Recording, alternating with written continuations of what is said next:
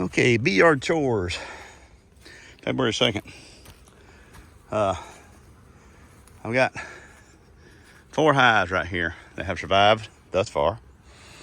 They survived the polar vortex. They're hauling in pollen from somewhere. I'll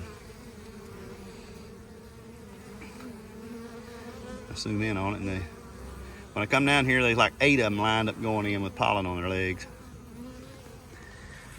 Dang Arms from Arms Family Homestead actually posted a video of the bees foraging in his deer feeder with corn in it. And they were actually digging, oh, they're all piled up there again now. They were actually digging the corn out to be able to get into the corn dust. So, and I made a comment, at this time of year, the bees are trying to find any type of nutrition that they can. So, I'm going to try to cut my losses. Obviously, these are the 4 strongest hives I have because they're still alive. I've got one down yonder, but I think it's dead. I think the only bees I'm seeing are robber bees down there. So I'm gonna put these radial feeders in today.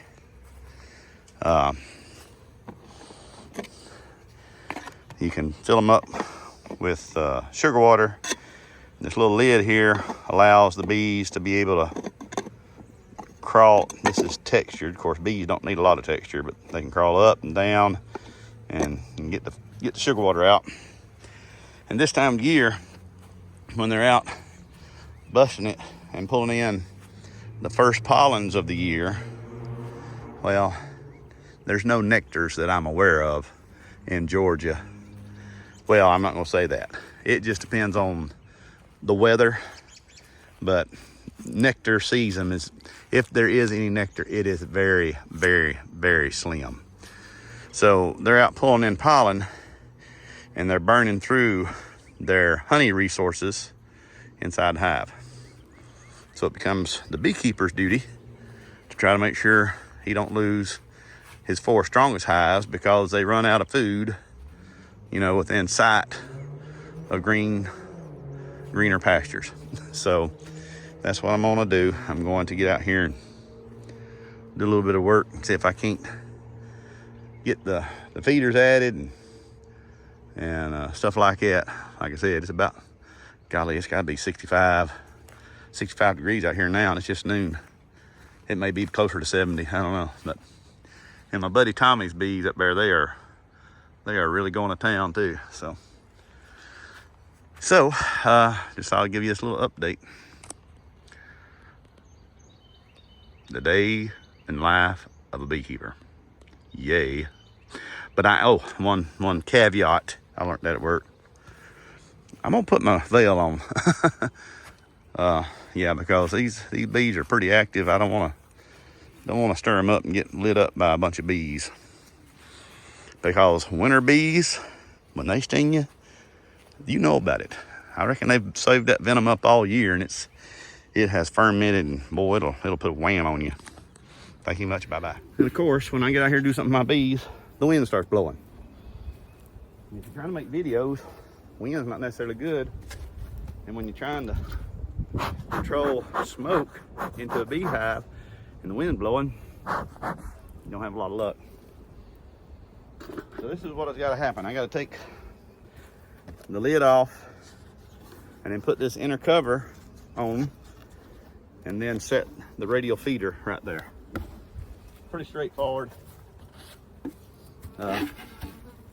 I use these things pretty regular. So I'll be back if something, you know, neat arises, but it's just I'm not wearing my gloves. I'm gonna try to go in without my gloves. Gloves make it very hard to messes up your sense of touch. That didn't make me happy. So that beehive that was just working away just got woke up when I dropped that cement block on top of it. My bad dog.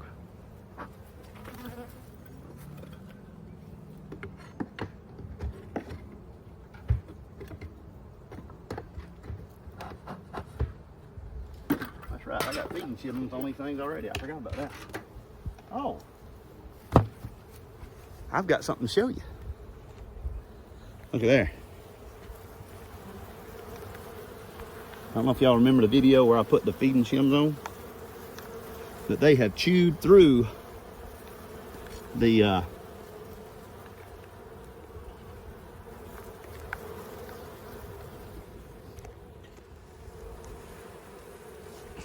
look here.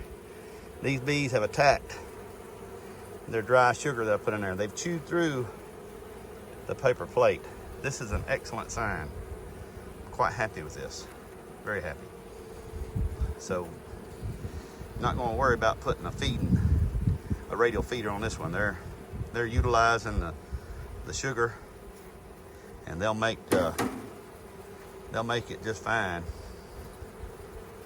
for sure. See how they've chewed all through the paper plate, and then they're tunneling into the granulated sugar.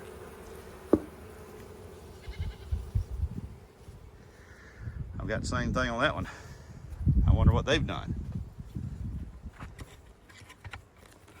We'll do a live action shot here.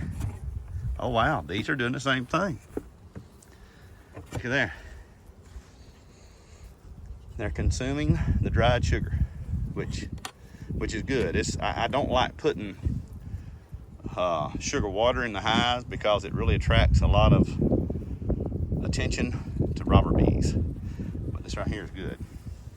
Okay, this hive has yet to utilize the granulated sugar. That stuff's hard as a rock. And why, I don't know. We got a good cluster going right here. So maybe they just haven't needed to yet. I mean, they're right here at it. I mean, it's not that they can't smell it, that's for sure. And who knows, if I push them over on them, they may find their way over to it and start going nom, nom, nom, nom, nom, nom, eating it up. So, yeah, we're not gonna do anything this one. We're gonna let it ride for just a little bit longer like this. Okay, well, we're coming down to Saturday afternoon. 4:26. It's been a whirlwind of a weekend. I've worked on my tractor. I've worked in my bees. And went hunting. Went squirrel hunting this morning. It's not your traditional tag 'em and bag 'em squirrel hunt. We were hunting with a squirrel dog, and there'll be a video up about that too. So I appreciate it if you've watched my videos this weekend. Give me a thumbs up.